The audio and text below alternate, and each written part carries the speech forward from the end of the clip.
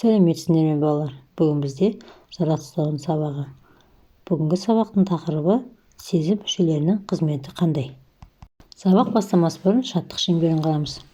Армысың аспан ата, армысың жер ана, армысың нұрлы күн, күліп шықты күн бүгін. Бүгінгі сабақта біз сезім мүшелерімен танысатын боламыз. Адамда 5 сезім мүшесі бар. Біздің көзіміз біздің көру мүшеміз. Көзіміз айналамыздағы түрлі нысандарды көруге көмектеседі. Құлақ біздің есту мүшеміз. Құлағымыздың көмегімен түрлі дыбыстарды ести аламыз. Мұрын иіс сезу мүшесі. Иіс сезу хош немесе жағымсыз иістерді анықтау қабілеті. Иіс сезу дәм сезумен байланысты.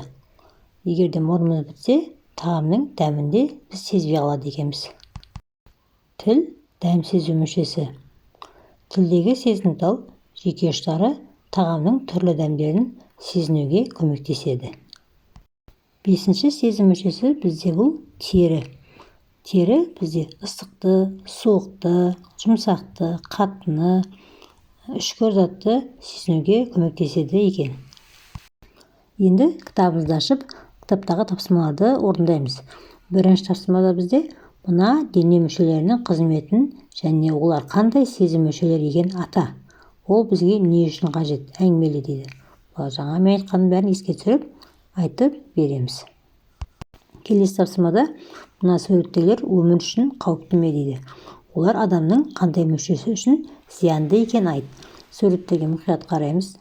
Бізге қандай зияны бар екенін әңгімелеп береміз. Үшінші тапсырмада бізге сезім мүшелерін суреті берген.